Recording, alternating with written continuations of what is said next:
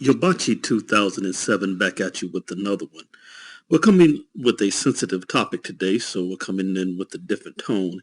And I want to talk a little bit about the killings in Moscow, Iowa at the sorority house there in Moscow, Iowa. And just a little bit on some thoughts that I had surrounding this.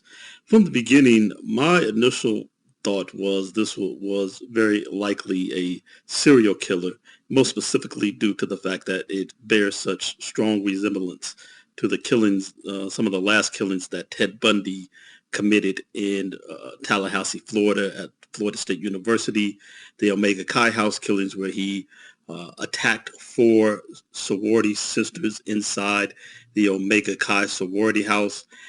I keep saying Omega Chi, but it's actually Chi Omega is the name of the sorority. And killed two of them. Would have killed the other two if it had not been for somebody driving up and light shining into the room and scaring them off. He was in the process of killing the two others, but he killed two and severely maimed the two others, who he would have certainly finished off if he hadn't been scared off by one of the sorority sisters coming home as he was in the process of killing the two.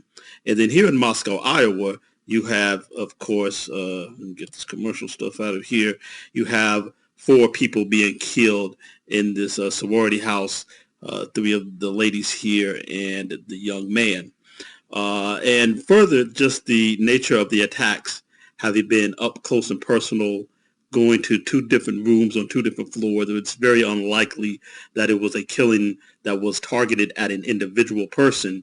If it was an individual person, you would have killed the person and maybe the other person in the room just because they were there, but you would not go downstairs to another floor and kill another person and kill another two and go out of the way of taking the chances of getting caught. You would do what you came to do and get out of there if you were just targeting a certain individual.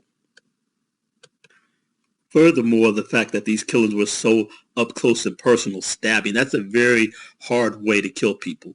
And typically, you're not going to find somebody doing that in the first killing, not going after so many people all at once. Maybe, but maybe not. But certainly, if you're just looking to take someone out, a gun would probably be more likely to be used. You use a knife and make it so up close and personal with so many victims because you're getting a thrill out of the kill. This is sociopathic, thrill killer, sexual sadist or types of killings from people who get a rise and get a thrill out of the actual act, the physical act of the brutality and committing that brutality up close and personal.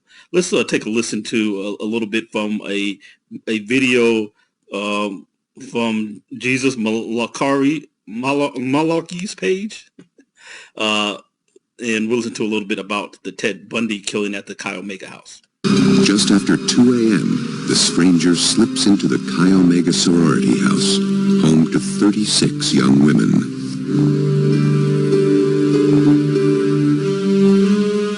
The predator moves swiftly and deliberately through the house, which is silent except for one young woman who brushes her teeth in the bathroom. He creeps by her and down the hall into another co-ed's room. His victims can't know who or what hit them. All are attacked while sleeping. We got a call that came in that there had been a disturbance at the Chi Omega house. And we were just doing routine patrol around the campus. It was a quiet night. It was kind of cold. I stepped into the house, and several of the girls inside were very distraught and were yelling, "Upstairs, upstairs." One of the first rooms Officer Crew checks is Margaret Bowman's. And I went over and pulled the bedspread back, and I observed a young female, dark-haired. The head was large, distended. It was obvious that she had been strangled. I could see a piece of what looked to be like a pantyhose or stocking, something of that consistency, knotted around her neck. The scene is chaos. Terrified young women scurry in all directions as police and paramedics try to establish order. And then I started going door to door. And this room was Lisa Levy's. And as soon as I entered, I went over and touched her. She was almost room temperature at that point, and I knew I had another victim. Okay, so I tried to live edit out some of the more gruesome scenes of the woman who was attacked, one of the women attacked in the bed, but you saw maybe a quick glimpse of it there. But let's just hear this last piece about how he flees the scene as he was being caught. Unbelievably, no one even hears the attack. But one sorority sister who arrives home around 3 a.m. catches a glimpse of the intruder as he leaves. Had she not seen him, the attacker may never have been identified. So the door that was being replicated in that video being shown is replicated as, I think, this door here. You can see a hall here in the Omega Chi house, as this is purported to be.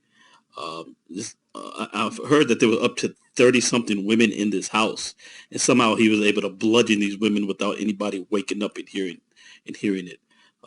And So I guess that is possible that that type of thing goes down. It's happened before. As in this case, there was two other people, but on another floor. In the case of Bundy, there were a couple of people. There were people even in the next room who, in their sleep, didn't hear the attacks. I guess him attacking the victims while they were asleep, not allowing them to ever wake up. There wasn't much. There wasn't a great amount of commotion to jar people out of their sleep. Another facet of this situation that are quite similar are that both of these sets of killings, even though the Omega Chi killing by Ted Bundy took place in Florida, most of Ted Bundy's killing took place in the out west, started in the great Northwest, and particularly in Washington. And he went to the University of Washington. He was from Tacoma. That's where he primarily grew up once his mom's sister got married. His mom, who he originally thought it was his sister, got married and moved to Tacoma, and then he went to school at the University of Washington right outside of Seattle. This Moscow killer went to school at Washington State University, which is on the border of Washington and Idaho. And Moscow, Idaho was right on the other side of the border. So you can see how close that is. I think it has the distance between University of Washington and Washington State, about 4.5 hours, 287 miles. But they were both, this killer from the Moscow killer, he's from Pennsylvania, it seems. His family seems to be from Nevada. But the supposed killer, the alleged killer so far, he's not from here, but he went to school at Washington State University, where he was trying to obtain a doctorate in criminology. He had a master's degree in criminal justice, and both he and Ted Bundy both have undergrad degrees in psychology. Likewise, also with Ted Bundy, even though he was not obtaining a doctorate degree in criminology, he was going to law school in Utah. Ted Bundy was killing so many people, and he had been identified even by name. He was giving out his name when he was kidnapping people, and people had heard him give out his name when he went to a park, or was it a lake? Okay, so it's a lake and a park. It's Samarish, Lake Samarish Park here, and this is kind of it. And people would go there to the beach and lay out on the beach, and Ted was going up and introducing himself to women as Ted. He didn't give his last name, but he told them his actual first name.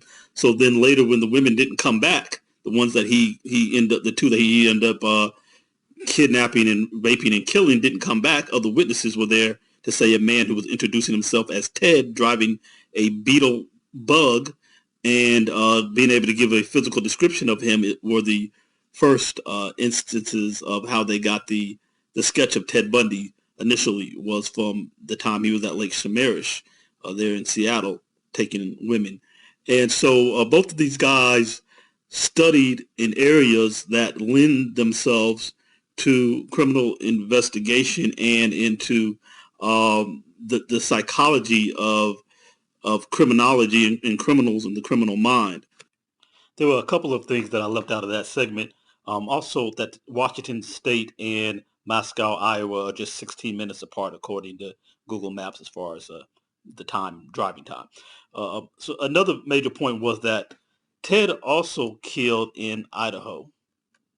So going back here, we see that Washington State to Moscow, Idaho is about 16-minute drive.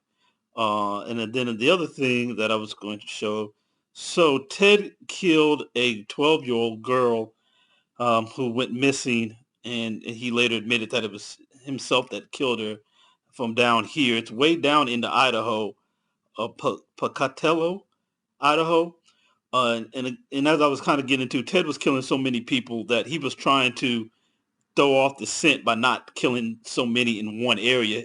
This probably goes into his and study into the investigative methods of investigators in criminology, that he started going into Idaho and into Oregon, even into Northern California, so that he wouldn't rack up so many bodies in Washington and have the same investigative bodies to be investigating the same number of killings that would narrow things on him. So he started trying to spread the bodies out. So he would travel to Idaho, Oregon, Northern California. Then when he moved to Utah, he started killing a bunch of people in Utah. And then when he had a bunch of bodies racking up there, he started going to Colorado, where he eventually got caught.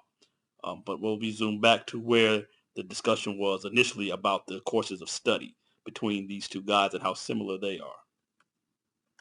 And so where the question is being asked about the Moscow killer, did his studies into criminology lead him to this desire to commit these types of crimes? And I would say almost certainly not. That what it did is probably enhanced his abilities, or enhanced his desire to move forward with the determination to do it, possibly. But the reason why he was studying in that area in the first place was because he had this desire in him, this sociopathic desire. Almost all these types of serial killers, they would tell you, all of them really, start off with a rich fantasy life around committing these types of acts and getting away with the thrill of. It's not, the purpose isn't so much the rape, or it's the act of violence, the thrill of the kill, the thrill of the bludgeoning of the person.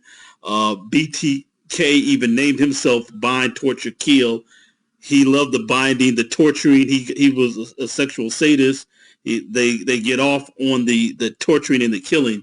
And it seems in both Ted's case and this guy's case, possibly, if it's correct that the guy who they are accusing is indeed the killer, it would seem that in both cases that they took towards areas of psychology and criminal study and investigatory study, the means of investigation, and looking into the minds of people who kill, because they had these same desires, and then they used this to enhance their own criminality. If you kind of remember in the show, what was it called?